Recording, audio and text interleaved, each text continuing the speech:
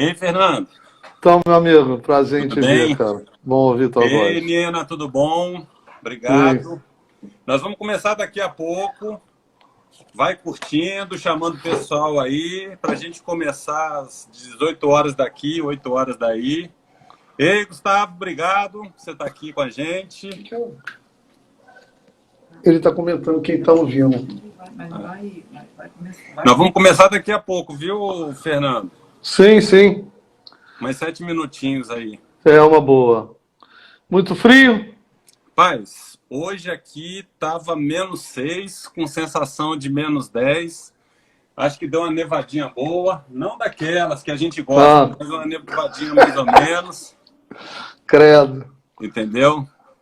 Obrigado, Rodrigo, pela presença. Nós vamos começar daqui a pouco, às 18 horas daqui, 8 horas daí.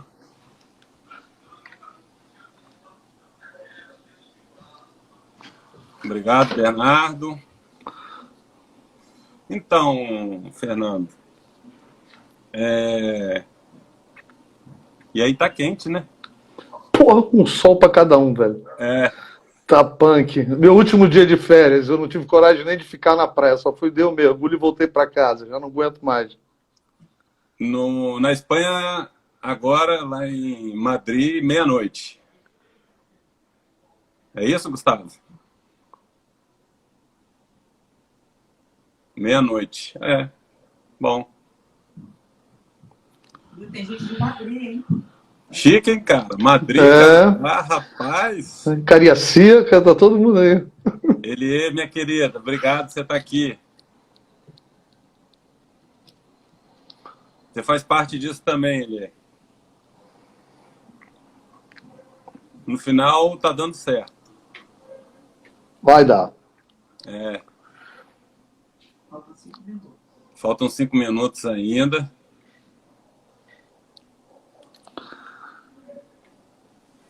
Tomar uma Viu, lá, aguinha. viu as mudanças lá em Camburi? Zeraram a ciclovia? Você viu? Fiquei sabendo. É, acho que foi bom, né, Léo? Você Aquele achou? desnível, eu achei, aquele desnível só servia para atrapalhar a drenagem, a areia e sacanear o cadeirante. Não resolvia nada. Não... E jogar o ciclista no chão, né? Vamos combinar, né? É. Pois Aqui é é. pra... Ali, quando a gente pensou, foi para realmente ter a separação, né, cara? Sim, lógico, para Obrigado, cara Edmilson, que. você tá aqui, cara. Isso. É, sim, fazer uma separação física. Mas era um outro conceito, né, Léo? Tinha Sim. muito tempo, né? Hoje o que a gente está vendo aí é que. E, enfim, já ficou bem melhor em termos de aderência também, né? Porque o concreto é muito melhor. Conforto térmico, que não esquenta tanto. Aquele problema da manutenção, que você pinta em pouco tempo, ela fica medonha. O problema da drenagem, que não se consegue fazer um piso na mesma qualidade que se faz para o leito carroçável. Então, quer dizer, e agora quem apareceu hoje, tinha tempo que eu não via, foi o Emanuel. Emanuel, a esposa dele, teve um outro filho e agora ele virou piloto de carrinho de neném. Ele falou que está impressionado como está ruim o piso dessas que foram recuperadas, né? Norte e Sul, mesmo dentro de Jardim Camburi, o desconforto da trepidação do carrinho do neném, né? Aham. Você imagina a bicicleta, né, no caso. Tudo bem que ela não circula, mas aí mostra como a qualidade, como é difícil realmente, né, de se dar um padrão de um piso regular e acessível, né, bicho? É. Bom, obrigado aí todos. Maressa, obrado por você estar aqui. Obrigado, Sussu. Elie falou que só que agora o ciclista quase atropela o pedestre. Sim. O segundo passo seria a melhoria nas campanhas e na sinalização horizontal e vertical, né, bicho? O que significa zerar a ciclovia, Gustavo, é botar no mesmo nível do... Porque aqui a gente, lá atrás, a gente tinha deixado um desnível em relação à calçada. Então, o que significa zerar é manter no mesmo nível. Vamos curtindo. E foi uma exigência do Ministério Público, né? Para resolver a questão da acessibilidade. Sim, sim. Foi um termo de ajuste, não um tag, né? Bom, E até agora aí... eu estou muito feliz, cara. Já tem 9 testemunhas aqui com nós.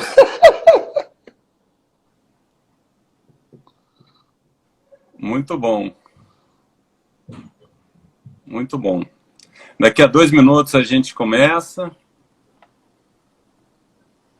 Mas tem muita coisa em Obrigado, andamento Sami, aí. pela presença. Não saiu a Rio Branco, na Praia do Canto, saiu só em Santa Lúcia. Mesmo assim, estavam querendo embargar ela de novo. Ah, é? Aham. Muito politizado, né, as discussões de mobilidade. Infelizmente, a cidade perde muito nesses impasses, né, cara? Que não se avança. Entendi. Obrigado, Infelizmente, Thaís, Cristiana. perdemos uma oportunidade.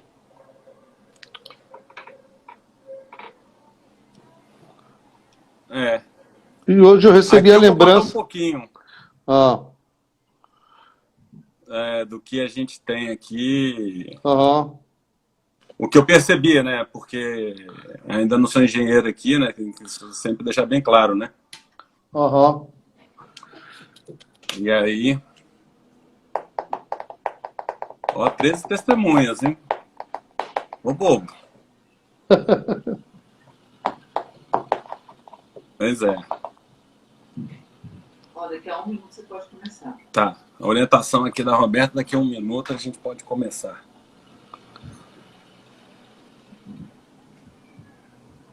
Obrigado, Cíntia.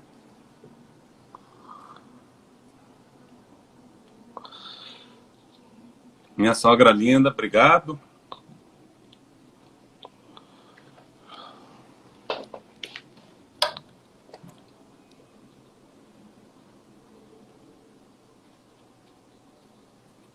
Roberto, 6 horas, vamos começar? Vamos embora. Abre aí a abertura, a abertura aí. Vou fazer. Então, boa noite. Com muito Boa noite. prazer. Recebo hoje meu amigo Fernando Braga, que a gente vai conversar um pouquinho. Agradeço a presença de todos. Vamos falar um pouco sobre mobilidade urbana, a gente entender o que está acontecendo aí no Brasil, que para mim uma das pessoas que mais entende de bicicleta é o Fernando. Foi muito importante na minha carreira, e eu sempre gosto de falar isso. Fernando, ele é professor de educação física da Prefeitura de Vitória. Para mim tem um trabalho fantástico de tudo que eu sempre ouço como servidor da saúde. Ele faz parte do CREF, se eu não me engano. Não é isso, Fernando? Sim, sim. E cuida de pessoas com trauma raquimedular, amputados, hemiparesia, paraplegia, tetraplégica. E é cicloativista, cicloturista, ciclousuário há mais de 40 anos.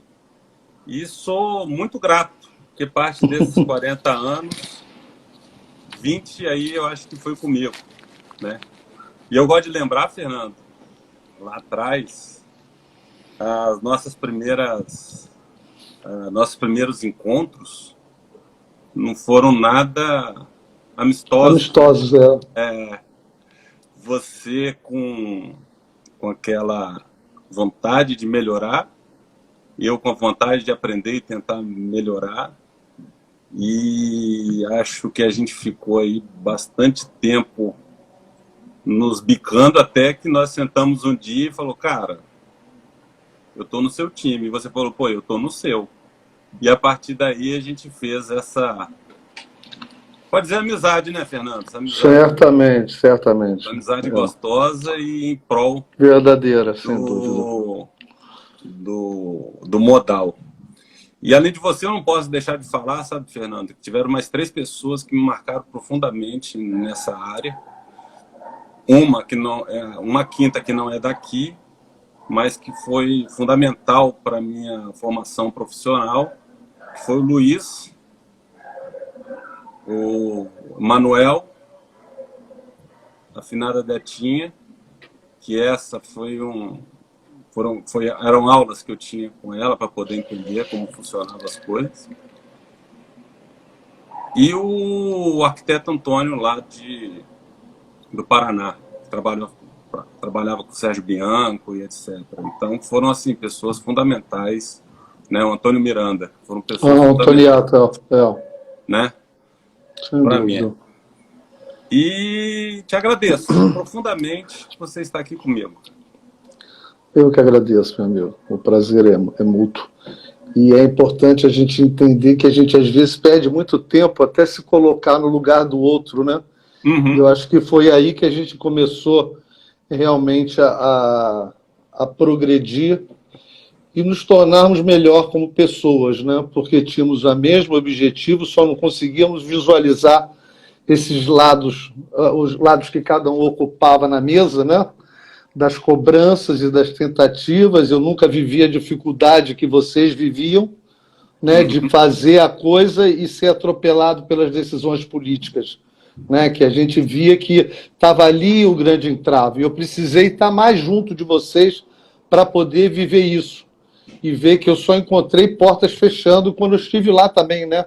Dentro da gestão, mesmo com toda a vontade do prefeito, as resistências que existiam do coletivo, que estava em torno deles, em torno da gente, né? Que a gente tentava fazer as coisas e se perdia muito tempo, e batia, e voltava, e batia, enfim. Precisou disso para a gente crescer, né? Profissionalmente, como pessoa também. E fico feliz, que eu acho que foram etapas que a gente alcançou, que a mim também contribuiu muito para essa evolução, né, vamos dizer assim, de uma mente mais aberta e mais humana, vamos dizer assim. Legal. Então, Fernando, estamos começando já o nosso bate-papo lá na engenharia. Aí tem dois amigos aí da engenharia, o Antônio César. Obrigado, Antônio. Isso é muito importante para mim. Dudu, obrigado. Fritz, meu grande amigo, quase engenheiro. Nós aprendemos lá na engenharia que mobilidade representa uma realização de deslocamento, coisa bem técnica, que seria o número de viagens por pessoa por dia. Isso é um indicador, né? Ele é a função de fatores de gênero, escolaridade e etc. E graças a Deus, passado dos anos, essa questão de mobilidade foi ganhando uma nova mudança, né? Um novo conceito. E o que você acha? O que é mobilidade urbana para você que está nesses 40 anos aí? São as diferentes formas de deslocamento na cidade, né? Cada um com a sua escolha. E agora, na verdade, isso tudo é ditado pelas políticas públicas, né? Não adianta eu querer me deslocar de bicicleta se você constrói uma cidade hostil a ela. Não adianta eu querer incentivar a caminhabilidade se eu não ofereço calçadas seguras, conectas, enfim, que tenha conforto para atrair as pessoas a fazer uso dessa alternativa, né? A Europa está acordando, precisou de uma pandemia, né? Sim. Para que as pessoas começassem a ver isso agora, né? As notícias estão aí, chegando numa velocidade absurda, de diferentes continentes, né? Países e continentes, cada um escolhendo o seu caminho. Vamos ver qual vai ser o papel do Brasil nessa fila do pão, né, bicho? Pois e aí, já que chegou mais gente, vou dar uma explicada, né? Sou engenheiro de tráfego no Brasil há 20 anos e estou aqui no Canadá, que tem que ficar muito claro que ainda sou estudante, né? E estou fazendo engenharia de tráfego e eu tive uma disciplina espetacular chamada transporte ativo, que assim, não é que mudou, mas me deu muita cancha já no que eu gostava, no que eu gosto de fazer. E aí, nos meus estudos, eu achei 3 palavrinhas lindas que tem a ver com isso tudo que você está falando, da conexão das cidades. Que uma cidade, para ter isso tudo, né, não é para ter isso tudo, os moradores de uma cidade precisam ter orgulho, paixão e senso de pertencimento.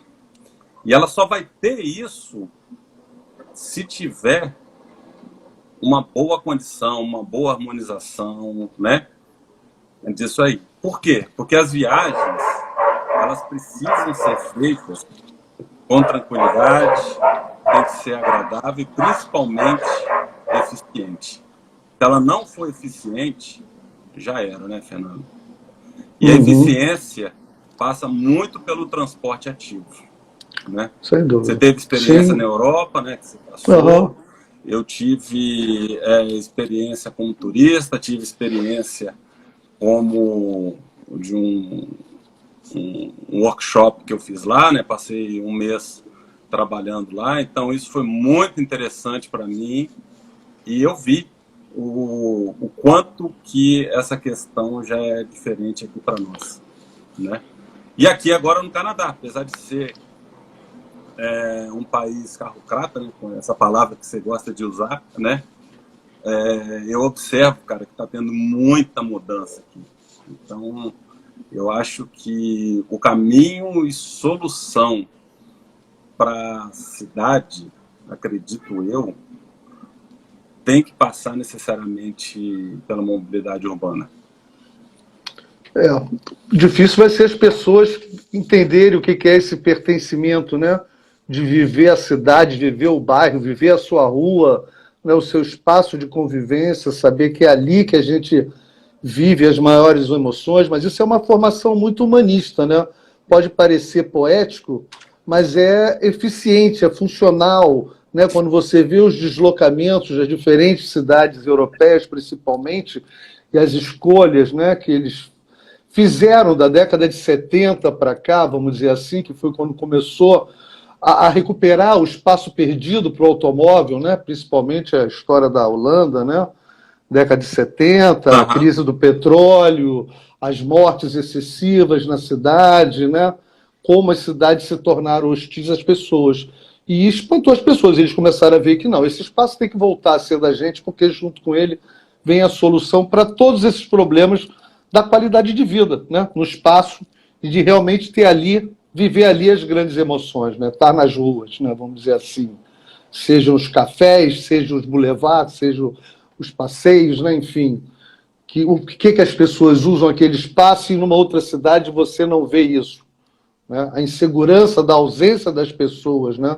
Que gera essa mentalidade carrocrata de privilegiar as grandes vias, a fluidez, a velocidade, enfim, tudo que espanta as pessoas, né? Jamais você deixa seu filho para a escola sozinho num ambiente desse, né?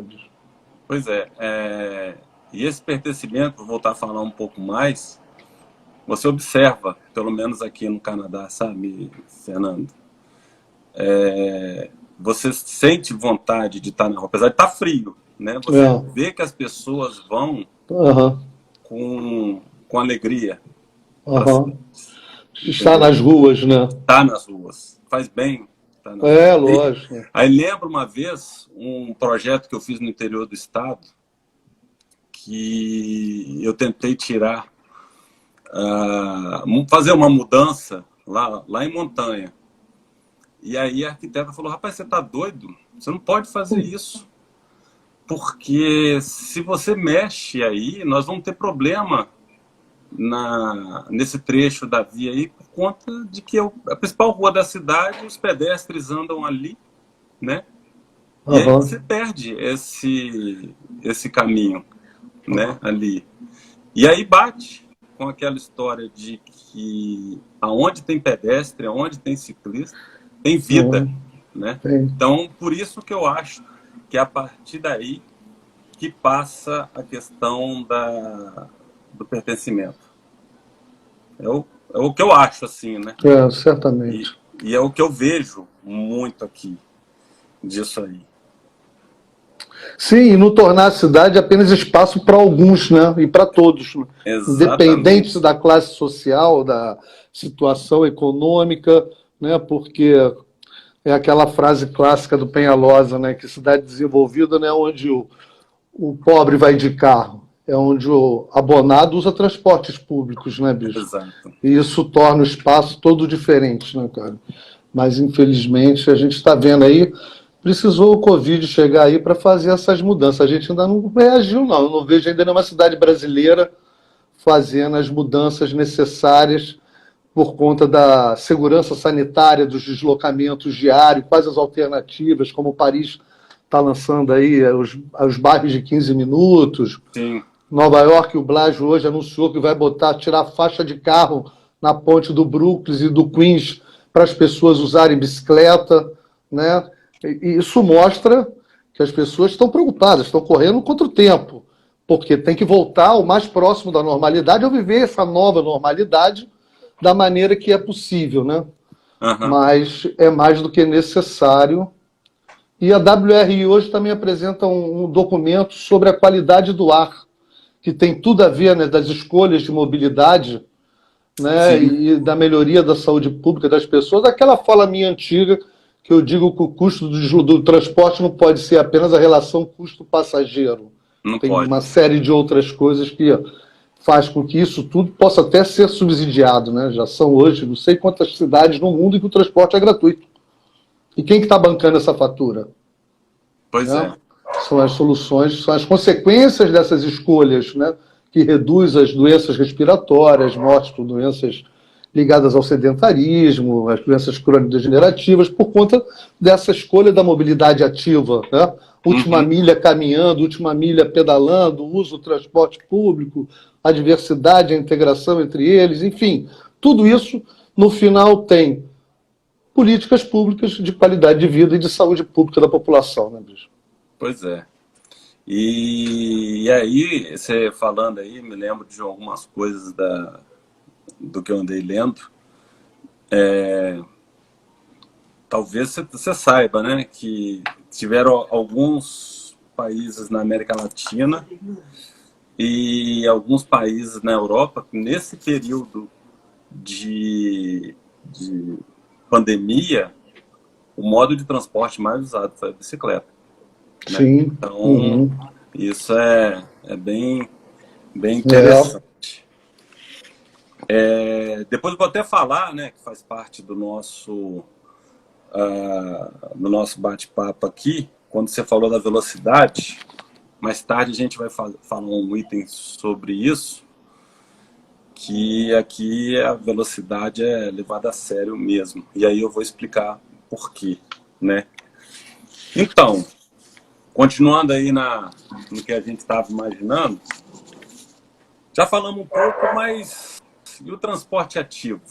O que seria esse transporte ativo? Né? Que, no meu entendimento, depois disso tudo que a gente falou da mobilidade urbana, né, que vou tentar resumir em outras palavras, é você privilegiar o transporte ativo, o transporte público, os transportes alternativos públicos, como esses pagos, táxis, etc. E, por fim, o carro, que aí a gente talvez equilibre, né? E falando um pouco do transporte ativo, aqui o negócio é tão importante como deveria ser, que as prefeituras daqui, Fernando, elas dividem em gerência de pedestres e gerência de bicicleta, vamos dizer assim, de ciclista, sabe? Isso sonho nosso, né? Cara, também. Eu fiquei... que coisa! Pô, foi uma coisa fantástica, né? Isso eu vi a necessidade lá na gestão, eu vi que faltava isso, né? Uma gestão somente para tratar disso, né, bicho? Transporte ativo, bicicleta, caminhabilidade e acessibilidade. Faltava porque, para poder ter o mesmo peso nas discussões das decisões, era aquela discussão do tempo semafórico, da fluidez, da onda verde, né, em detrimento da segurança do pedestre, né? Infelizmente, não tivemos essa maturidade para implantar isso. E acho que se perdeu um grande momento, uma grande oportunidade, né? Que faria toda a diferença, até para fazer esse contraponto a essas escolhas políticas. Né? Você viu as discussões por conta de meia dúzia de estacionamento, né? As brigas que eram por conta de uma vaga para carga e descarga, ponto de táxi, né? Uma coisa assim muito louca. Como é que se perde tanto tempo numa coisa que é benefício coletivo e os interesses, né, de poucos tendo peso? Eu acho que faltou, e falta, né? Então é muito importante esse exemplo que você traz daí, por que as coisas caminham e aqui não se caminha, né? Não se chega onde se quer chegar da maneira que se quer. Aqui a gente já observou, cara, que tem várias vias, principalmente em Toronto, que a gente já viu que as vias estão começando, vamos dizer assim, a ser fechadas para o pedestre e ciclista. Assim como na Europa. Eu vi muito, né? Na Europa já está sendo fechado e deixando só pedestre e ciclista. E isso, cara, eu lembro quando eu dava aula de engenharia de tráfego, lá na escola técnica, no período que eu passei lá, eu lembro que eu sempre falava para os meninos, olha, ainda na época romana, o que acontecia era o seguinte: o rei, o imperador, ou qualquer coisa que o valha, já dizia que as bigas não poderiam entrar na cidade no horário do rush. Cara, pedestre e ciclista. Que eu acho, lógico. Eu vou fazer uma comparação, eu tive a oportunidade de ir a Nova York, cara, por 2 vezes, e aí a gente vê essa diferença, né, antes e depois. Cara, não, parece assim que pararam de pensar no carro e falou, bom, agora é a vez do transporte ativo. Vamos dar vez para o pedestre, vamos dar vez para o ciclista. E aí você vê aquelas faixas que eram enormes, 4, 5 faixas, passaram a ter 2, e implantação de ciclovia, melhoria das calçadas. Corredor de ônibus, né? Corredor de ônibus. Sim. Né? As ruas completas, né, bicho? Exatamente. Exatamente. Que é que eu gostaria que você falasse agora sobre a rua completa. Pois é, cara, e é uma coisa assim que eu fiquei assim, muito impressionado nas 2 oportunidades que eu fui à Europa, né, e tive a oportunidade de correr em muitos países, que você vê como eles têm essa preocupação da riqueza de detalhes nos avanços de calçada, nas faixas elevadas, na gola das árvores, no asfalto e não na calçada, para o trânsito completo. Quer dizer, se eu quero que as pessoas façam uma outra escolha, eu tenho que me preocupar com isso, né? Com a qualidade da funcionalidade do mobiliário urbano, o que eles levam para a rua, por que tem ali, né, aquilo daquela maneira. É uma coisa muito louca. A gente pensa assim, cara, eu estou muito atrasado.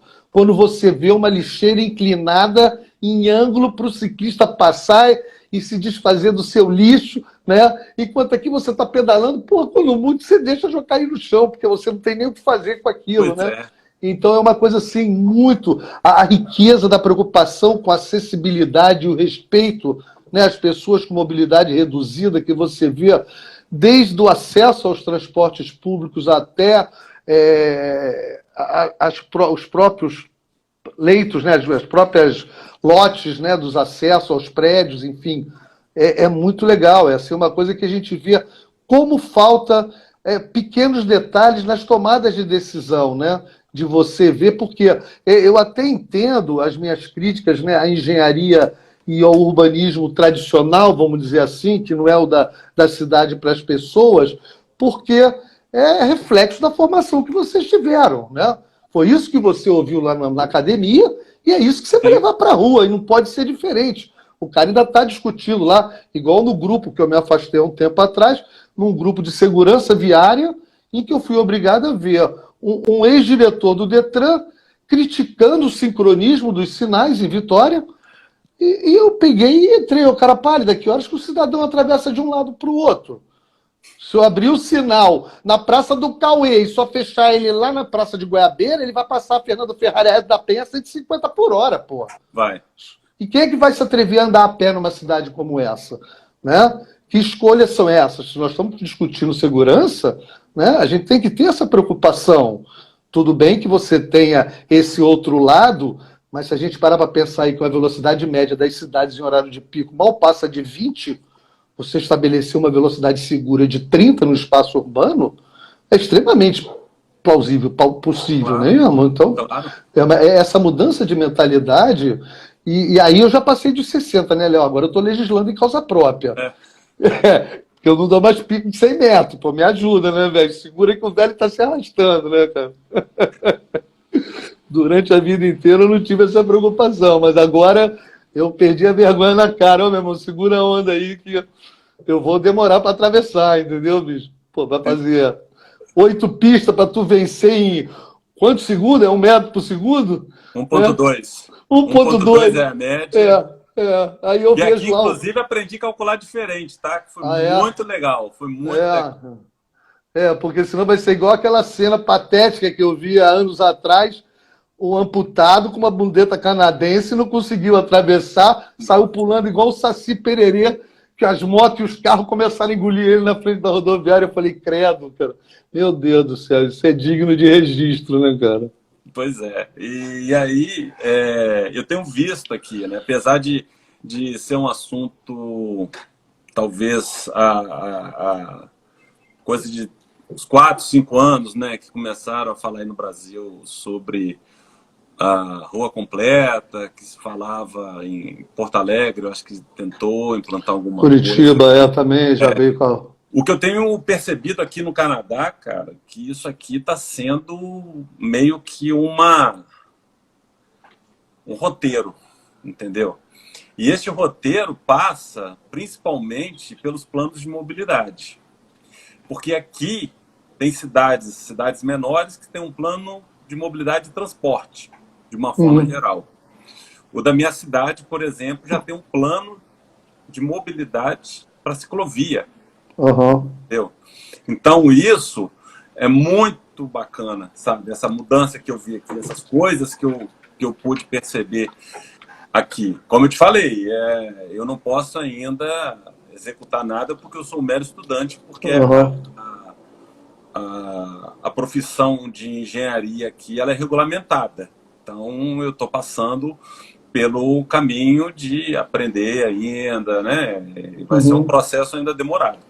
Mas, talvez pela essa minha percepção de estar, né, de 20 anos no Brasil, eu vejo muita coisa diferente. E essa rua completa, cara, eu acho sensacional. Eu queria dar um exemplo, se você me permitir, cara, que é deixar a gente, assim, tudo que a gente gostaria, que a gente lutou junto, né, durante esse tempo. A gente tem uma via aqui chamada Cannon Street. Ela era com 2 faixas indo, 2 faixas voltando. Durante a noite, parecia que era permitido estacionamento, tá certo?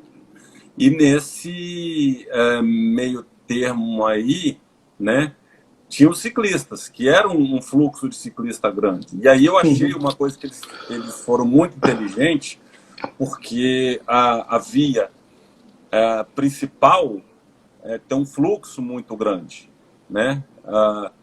É tipo um arterial, então tinha um volume muito grande que realmente não dava para compartilhar. Então o que eles fizeram? Eles pegaram essa via lateral, então assim, quilômetros dela, não é 100 metros, 50 metros, então é quilômetros, reestruturaram ela completamente como uma rua completa, tá? Com tudo que tem direito. Mantiveram as calçadas, botaram ciclovia. Tem um trecho que é a ciclofaixa do lado direito, do lado esquerdo. Unidirecional? Unidirecional. E 2 faixas de veículos, né? Indo e voltando com o ônibus caminhando. E aonde teve espaço, existe uma coisa aqui que não tem aí no Brasil, que eles chamam de road diet, que é você criar em vias que tem até mais ou menos 20 mil veículos por dia, que dá mais ou menos aí 10% da hora pico, então tem mais ou menos os 2 mil veículos na hora pico. Eles eliminam essas faixas, deixam só uma. Para reduzir a velocidade. Para reduzir acalmar, a velocidade e manter esse espaço. É um espaço com 2 faixas amarelas, né? Uma de cada lado. Já confina e obriga o cara... E criou espaço para o ciclista, cara. E aí você tem a calçada, você tem o ciclista, você tem um ônibus passando, né?